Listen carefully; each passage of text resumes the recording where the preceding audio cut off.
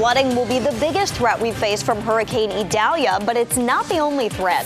Wind gusts, tornadoes, and storm surge. I'll walk you through what you can expect in the next 48 hours and beyond. We're here in Ocean Isle Beach in Brunswick County as the town and residents are preparing for tropical storm force winds and potential flooding rain. We've got warnings from town officials. Then we're live with investigators as they search for the gun used to kill a professor on UNC's campus, where they're looking for the weapon. Plus, we're examining how well the emergency response worked to keep students safe during lockdown.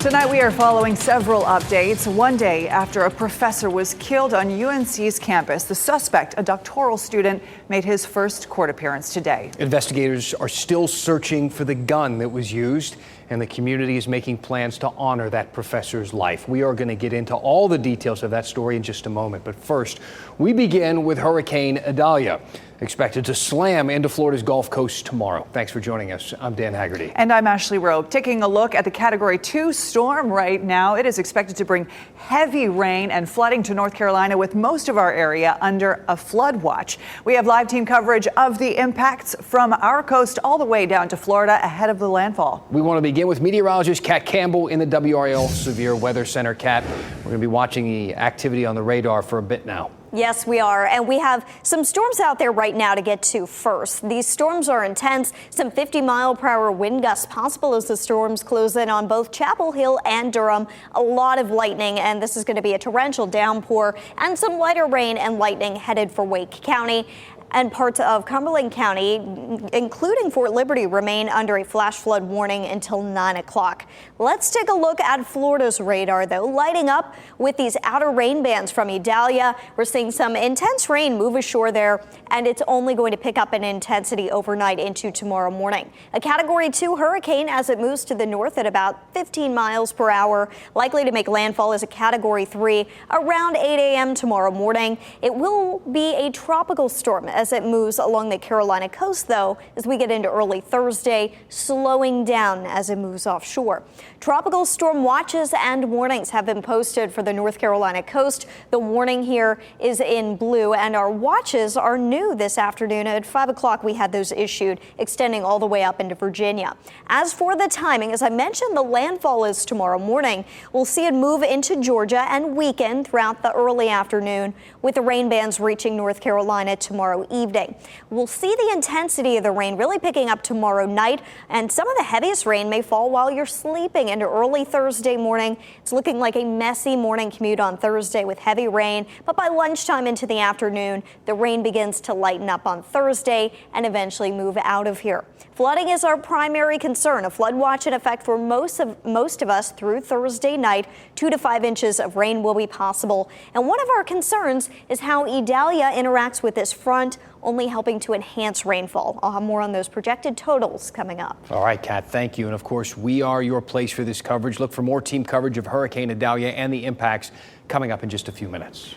Right now, the FBI is searching for the gun used to kill a lab professor on UNC's campus. Classes are canceled for another day tomorrow as the Carolina community copes with this tragedy.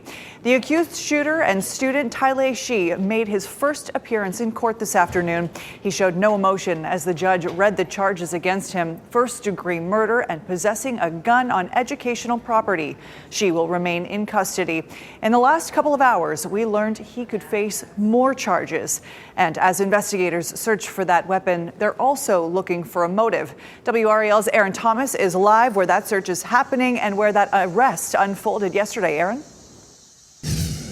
Yeah, Ashley, we're here on Williams Circle. This area remains a critical part of the investigation. Not only is it where the suspect was taken into custody, but also just within the past 30 minutes, we saw FBI teams and a K-9 searching this road and the surrounding area for that gun used in the shooting on UNC's campus. In fact, take a look at your screen right now. This is the moment that we saw that team of investigators with their dogs searching a trail on Reed Road. That's just feet away from where we are now, and this is feet away from where they took Tyler Shee into custody. Based on the search area, crews are progressively working their way from this scene towards the university. UNC's Police Chief Brian James notes finding this weapon remains a priority. The firearm used in yesterday's shooting has not been recovered. We continue a thorough search for the firearm and any additional evidence. Now, at this point, investigators have not revealed a motive into the shooting, how many shots were fired into this lab, or how the suspect, she, obtained this weapon in the first place. Coming up at 10 on Fox 50, we're going to be speaking with a legal expert about how critical it is for investigators to find this weapon. Ashley? Okay, Aaron Thomas, live in Chapel Hill. Thank you. In the meantime, the university plans to honor the professor, Suje Yen, by ringing a bell at the bell tower at 1:03 p.m. tomorrow. That will be followed by a moment of silence. Flowers and the model of a molecule are part of a growing memorial to the scientist and researcher at the base of the bell tower. Yen joined UNC's Department of Applied Physical Sciences in 2019, had his own research group in that Caudill lab in the building where he was shot. They were doing research into the interaction of light and matter, including how it can be used to improve drug delivery in human cells. Yen had a wife and 2 daughters, just 2 and 7 years old. In the aftermath of yesterday's shooting, students and staff are processing a range of emotions, of course, and also taking a hard look at how emergency protocols worked yesterday. WRAL's Monica Casey has been digging into the security measures in place now in UNC buildings and whether the people who live and work in them believe they're safe enough. UNC Chapel Hill's campus is eerily quiet. Students and staff we've spoken with are struggling to come to terms with this tragedy. UNC police say the first sirens began just 2 minutes after the 911 call about shots fired in Caudill Labs. Students then spent hours hunkering in place. Some parents have told WRAL off camera their children told them classroom doors were difficult or impossible to lock. UNC has a 2018 online guide showing how to lock at least 5 different door types. Professor Rebecca Kreitzer tells WRAL she believes the university's guidance is too broad.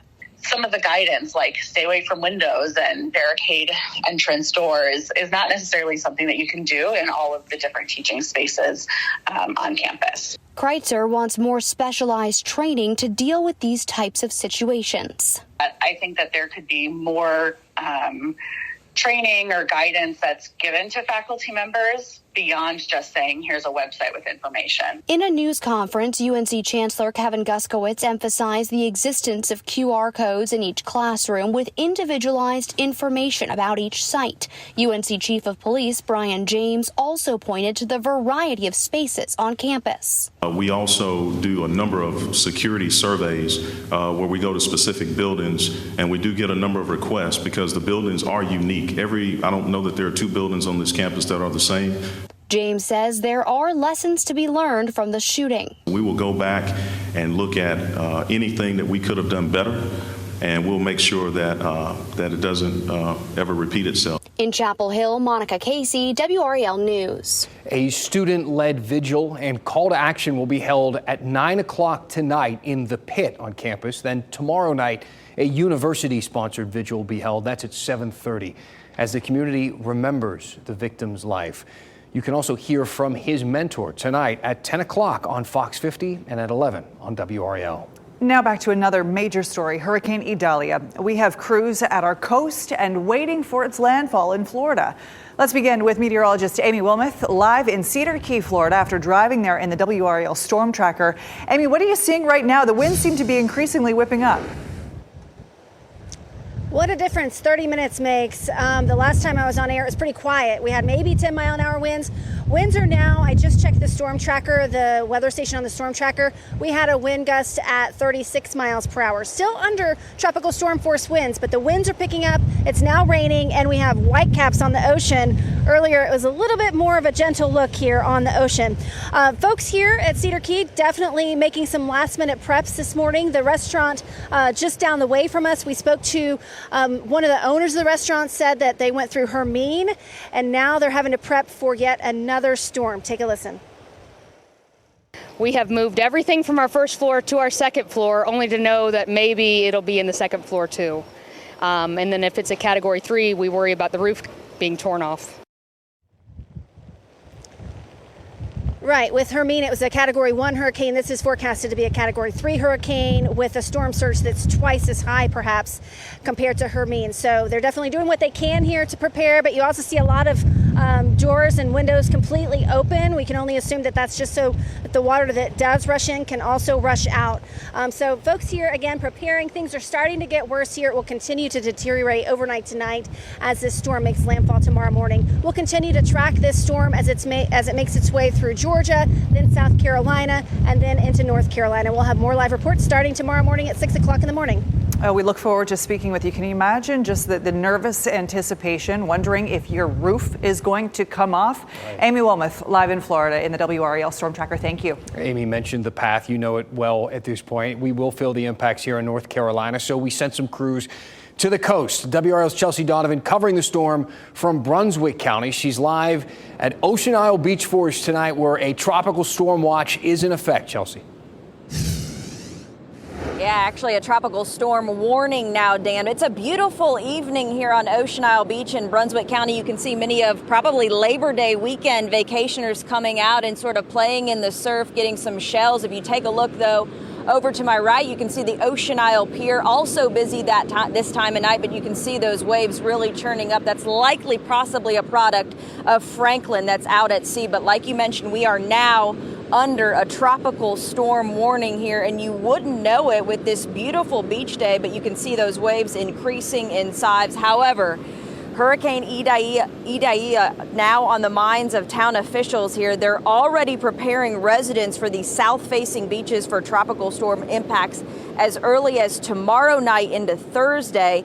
They are ready for those tropical storm force winds and flooding that could be exacerbated by the king tides that are happening through this week. This could mean an increase in storm surge here, according to the town, but also impact those residents on the sound side or the canal side here, specifically in Ocean Isle Beach. Now, the town is asking all of the residents to remove anything they have outside that could be airborne or anything on their ground floor levels that could possibly be impacted by that potential low-lying flooding and storm surge. But again, right now, just a beautiful night. You wouldn't know that conditions would be deteriorating over the next 24 to 48 hours, but folks are really starting to heed the warning here, especially with the school system here in Brunswick County. They're dismissing classes early tomorrow and closing for the day on Thursday. Yeah. We're live in Ocean Isle Beach. We'll send things back to you. They know what a hurricane can do to our area. Chelsea Donovan live in Ocean Isle. Thanks, Chelsea. Do want to remind everybody at home, what a great time to download the WRAL weather app. You can get alerts straight to your phone. Take the radar with you anywhere you go. It's free wherever you get your apps. Not to make light of it, but they were pretty intense looking for those seashells. Did you see them on the beach there? Enjoy the good times while they last out there. Exactly.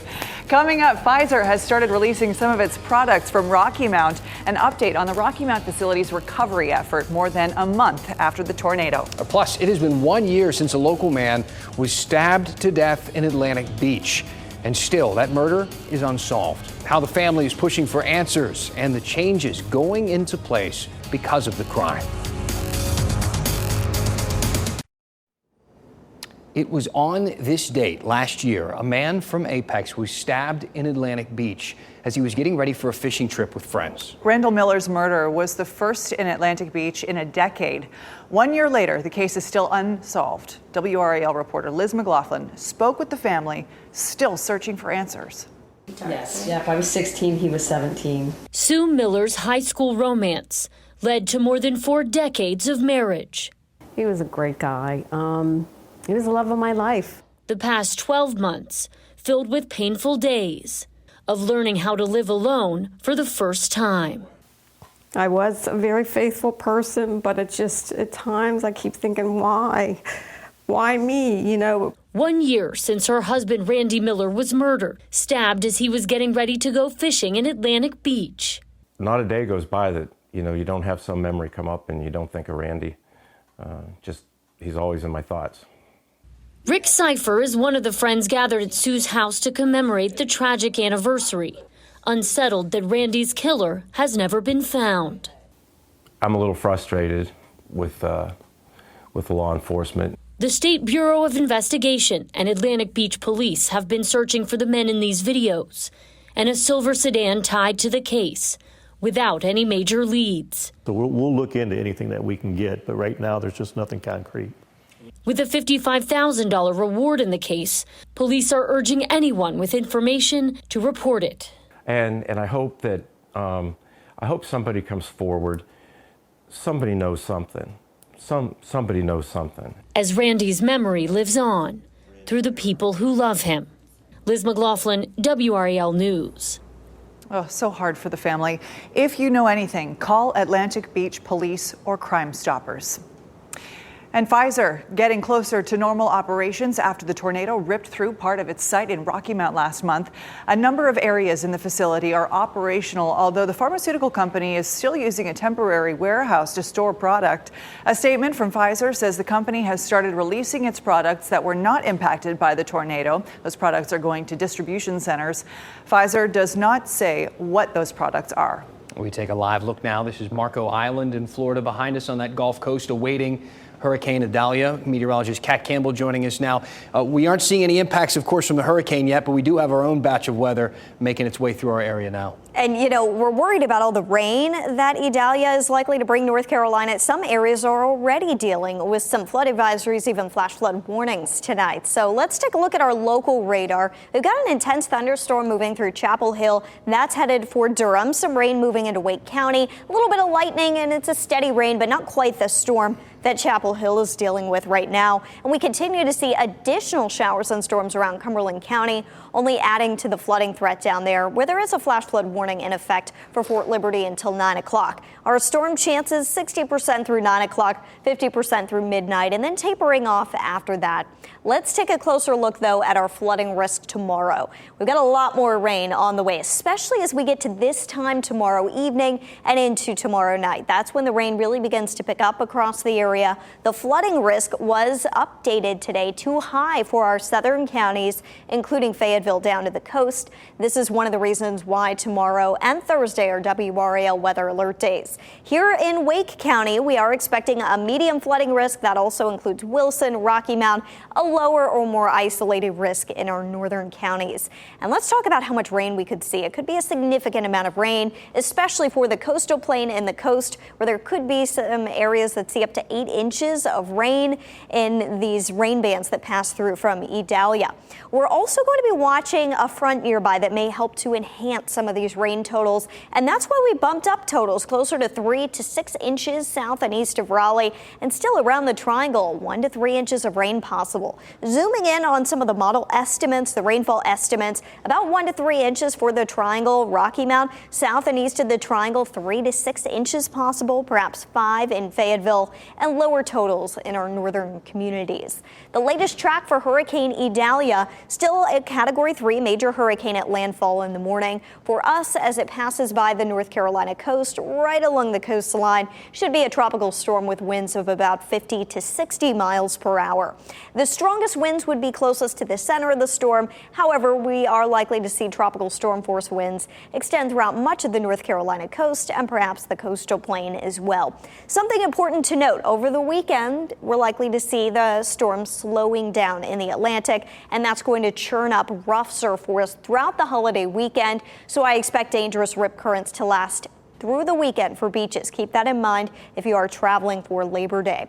The severe weather threat lining up closely to that forecast track, keeping the greater concern for severe weather closer to the North Carolina coast. Our risk for anything rotating, an isolated tornado, would be pretty low here in our viewing area. We'll let you know if that changes. Futurecast bringing hurricane ashore as a Category 3 Idalia tomorrow morning around 7 to 9 a.m. for landfall. For us, some of the heaviest rain may come on Thursday morning, but I want to show you the weekend. Once we get to Friday, the rain should be offshore. We should be done with the rain for the holiday weekend from Idalia, although it's going to sit offshore, potentially moving to the south thanks to an upper level trough, and that's what's going to churn up that rough surf and last all the way into the weekend at the North Carolina coast. Tomorrow and Wednesday are when we see the impacts from Idalia here locally. We're done with the rain for the holiday weekend. That's the good news. High temperatures should be back in the 90s by Labor Day. Dan. It looks nice. All right. Thanks, Kat. If you plan to travel over the holiday weekend, you'll likely be paying less at the pump. A look at where gas prices stand now and where they're expected to land.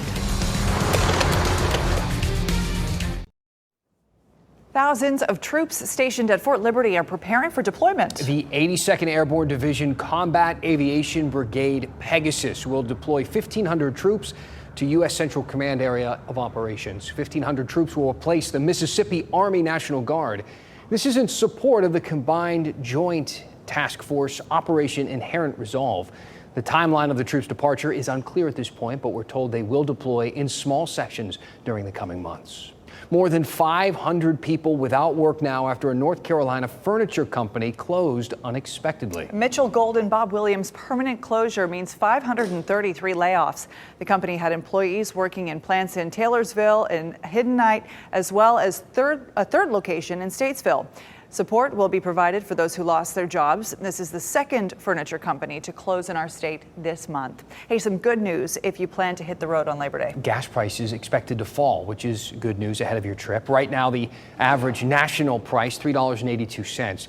Today, experts released its annual Labor Day travel forecast, and they're predicting the average price on the holiday to fall to $3.75 per gallon nationwide, which is a significant dip. Closer to home, North Carolina's average price even lower, just below $3.54. In Raleigh, it's $3.55, and close to the coast in Wilmington, $3.53. Labor Day weekend is upon us. I know. Thank you for making WRAL your choice for local news. We got our next newscast for you at 10 o'clock. That's over on Fox 50, and then right back here at 11 o'clock on WRAL. Thanks for being with us. Have a great night.